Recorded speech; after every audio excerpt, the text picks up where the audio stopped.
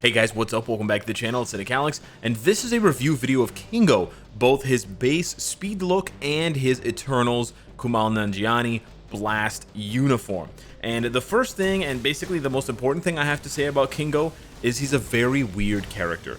Despite the fact that he's wielding swords and he's a speed type, he's listed as an energy attacker and he's listed as dealing energy damage on all of his skills with his base look. However, in this stage where you can't deal energy damage, you will see that he does in fact deal damage, which means that his attacks are partially physical. Now you will see 1 damage on his attacks sometimes, and that means he's dealing full energy damage, but then other times you will see that he actually does deal full physical damage. It's quite confusing, and it may have something to do with penetration, I'm not exactly sure, but he seems to have a mixture of physical and energy damage on his abilities, depending on what part of the ability he's doing, and whether it's, you know, one skill or another. So that is really the first thing that I want to say about Kingo. He's a very unique character, and I use the term unique kind of loosely, but yeah. If you're going to take him into World Boss content, World Boss Ultimate content without his uniform, he actually performs really well. Again, despite the fact that he's an energy attacking character, he performs really well against Proxima and presumably against Corvus as well. So if you have Kingo but you don't want to get his uniform, you still have a decent, like a pretty solid physical attacking character, physical damage, in my opinion, character on your team. He can also deal, he also deals energy damage for sure. It's not just physical, but it's absolutely not just energy, because if it was just energy, he would not be doing this much damage to Proxima. There's just no way, right? Even with Pierce and everything, there's just no way he'd be dealing this much damage. And then when you go over to Cull Obsidian, it's the exact opposite, where he kind of seems like he's not doing very much damage. So in basically 1 rotation, I was able to do 5 bars of Proxima, and yeah, Proxima has lower defenses on average than Cull Obsidian. She has less HP on average, sure. But let's take a look at how much damage he does here to Cull Obsidian with the exact same rotation. We're gonna do 3, cancel 5, delayed cancel 6, and then after he beams, we're gonna do our own beam. As you can see, it's not nearly as much damage as he was getting off against Proxima. Surprise, surprise. I wonder why. So that's the first thing I want to clarify about Kingo, so that you guys know. For those of you that are just going to run through the epic quest and not going to spend the crystals for him, but you're still going to get a free discounted transcended character who's a speed type for now but can be turned into a blast later, just keep that in mind. You're still going to give him energy attack Urus. Don't get me wrong there. The build is not different. It's still energy attack Urus. You're still going to want to roll energy attack. Well, if he had a uniform, you'd roll energy attack, but you kind of get what I'm saying. Even if you give him ISO, it would have to be either, it could be all attack ISO, but otherwise it would have to be energy attack ISO. However, there is one thing I have to say very easily. Kingo is terrible for World Boss Legend without his uniform. It's not even a question. I'm not even going to bother giving him an obelisk, giving him a CTP, because there's just no way. There's just no way. We'll do the first minute here so you guys can see how much damage he's putting down, but there's just no way. He also lacks a heal, which, as you guys will come to find with other characters like Thena recently, not having a heal nowadays is basically a death sentence. There's just no way. So we're gonna skip the first cage here, which is great. Again, I don't have an obelisk, so this is just his raw damage, but this is just not cutting it. You can cancel the 5 as soon as he jumps forward, which is nice.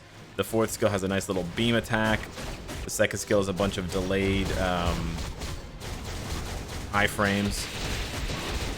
But yeah, we don't really need to go too much further here. It's taking him the better part of 45 seconds to do 10 bars of damage, which means that he's not, like, this is really bad. And you can see here he's also on death's door already. We're less than a minute into this fight and he's already taken, what, 60,000 damage? Yeah. He's already taken 60,000 damage. This is just unacceptable. So he was definitely built to require his uniform if you want to do anything more serious than World Boss Ultimate. I don't think he needs his uniform for World Boss Ultimate. I'll be clear here. He has a lot of defensive abilities besides a heal. He's got, well, just the paralysis. He only has paralysis on 1 skill? Wow. Well, he's got paralysis for 4 seconds on Pentagram Slicer. Honestly, it feels like he has paralysis for like 10 seconds on 5 different skills. Because you saw Proxima, she was locked up for the vast majority of the time. He's got accumulation, he's got iframes, he's got invincibility, he's got a buff for 6 seconds on his 4th skill. He's got a lot of meta abilities besides not having a heal. He even has all attack and ignore dodge, so he does have 35% ignore dodge. But yeah, I would say if you just want to use him for World Boss Ultimate, Corvus Proxima, you don't have to get his uniform. He's going to perform well there even without a build. So I'm sure with a build he'll be even better. And just to clarify on his rotation, you want to open with the 3rd skill because it has the accumulation, but you can immediately cancel that into 5, and then as soon as he jets forward, you can then cancel that into 4. So the ideal rotation for him would be 3 into 5 into 4. So you can essentially, you can almost instant cancel 3 as soon as you see the light around him, and then as he jets forward with 5, you don't get the final slash. The 5th skill is really cool. If you cancel 5, you get all of these hits, but you don't get this hit at the end. That hit at the end is really cool, but it's actually not a lot of damage. Well, I canceled 5 a little bit too early there, but the rotation is basically going to look like this. And you're going to get all those slashes plus the beam from 4, and then of course the rotation with his 6th skill would probably be 3, cancel 4, cancel 5, cancel 6. Now, you lay it on 6 because you can't cancel 6, and you cancel 4 because of the attack buff. It's not a very long buff, it's like 6 seconds, but it is worth something. So that's the rotation for Kingo, and that's basically what you can expect of him without his uniform. Not terribly good, but decent value if you consider his cost, especially when you compare him to other speed types. However, most of you guys are interested and you're watching this video because you want to see how well he performs with this uniform on. And now, if you were hoping that when I said Kingo was weird, it was only without his uniform because he's dealing physical damage and energy damage, I have some bad news for you. He's still extremely weird with this uniform. Now, the uniform doesn't change anything drastic on his effects.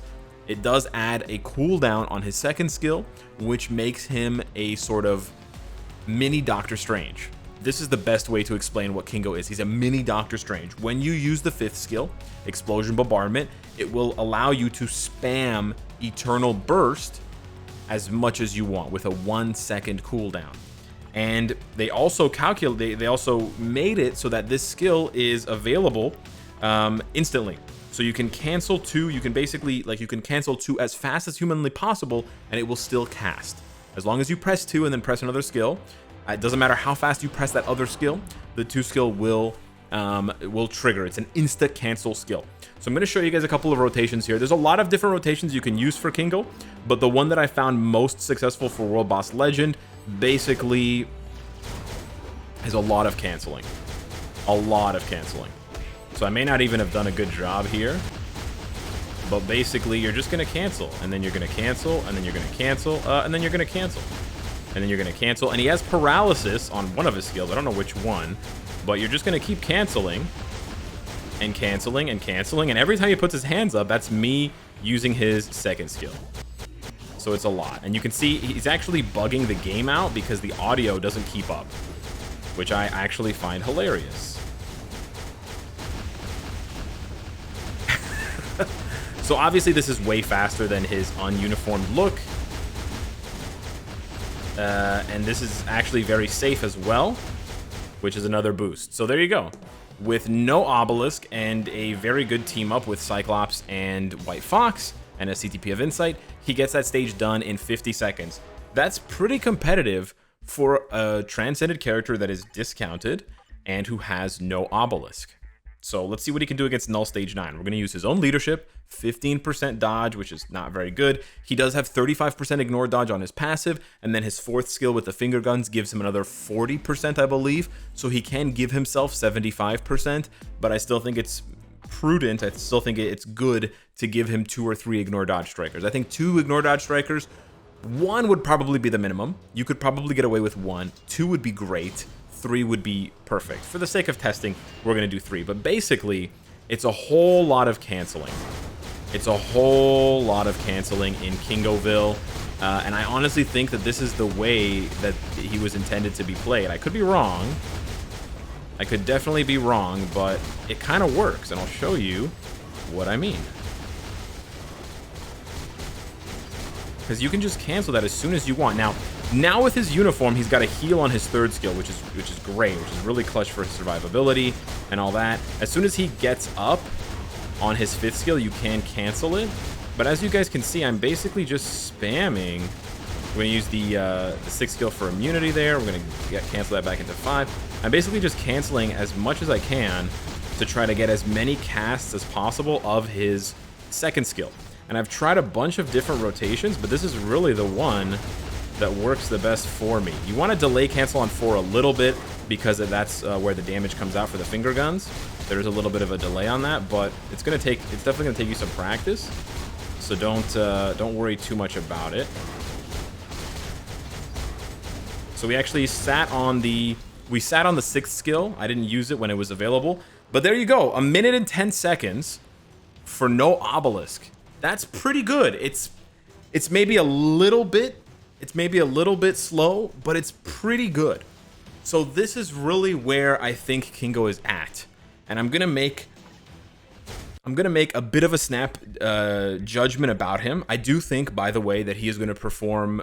He won't perform as well in the second half of the fight because Null's going to move around more, and it's always easier to rapid skill cancel when your opponent's not moving. And that's why I compared him to Doctor Strange, because Doctor Strange is exactly the same way. In the first phase of the fight, Doctor Strange is really good against Null because Null doesn't move. So all of Doctor Strange's attacks are just, you know, laser focused on him. But Doctor Strange doesn't have the biggest AoEs on his skills like Kingo, not a lot of AoE. And so when Null is moving around, you can actually miss a lot of your attacks. And the Transcended skill for Gilgamesh and Kingo is not very good. It doesn't do very much damage, and it doesn't have a very high AoE, and it doesn't even have that many hits. So you can't really rely on that to do damage. I tried a bunch of different rotations. I can show you guys some here, but essentially I do think that Kingo is sort of like a born-again Doctor Strange. And he kind of has a different type of support ability with the 3rd skill, Bubble. And I don't know, I haven't tested out if the bubble stays if you switch, but the bubble itself is really cool because it's just like Ancient Ones in the sense that when you put it up, it stays where you put it and it will heal you as long as you are in the bubble. So that's the part that I really like about it, and that's what's similar to Ancient One's bubble. But yeah, so he unfortunately I don't think he does that bubble with his as a striker. I think he does his 2nd skill. But yeah, I do think that Kingo is going to excel because of the comparisons I've made to Doctor Strange. I do think he's going to excel as a rage type character, but let me just find him really quickly and double check this. All right, there we go. So Kingo actually does his 4th skill as a striker, which is not really that helpful. I mean, it's a cool looking skill, but it's not really going to give you that heal bubble. But basically with the spamming of the 2nd skill, the fact that you're doing 5, cancel, delayed cancel 2, cancel 3, cancel 2, cancel 4, cancel 2, cancel 1, cancel 2. You're constantly going back and forth to the 2nd skill.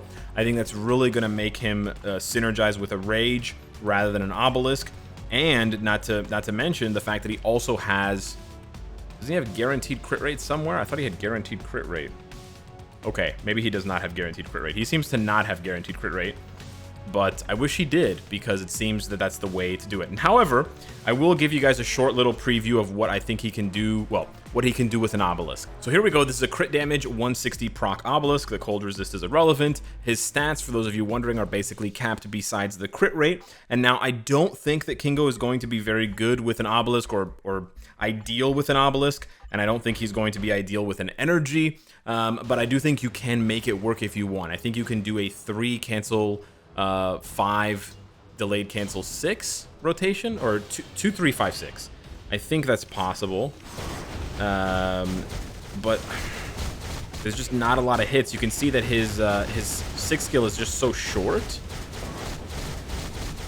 So I don't know exactly what you'd proc on, and there's even a delay on his 2nd skill. Yeah, I don't know. We can see here how much better he gets with just an obelisk. I'm not really going to try to proc on the obelisk because I think this is basically impossible.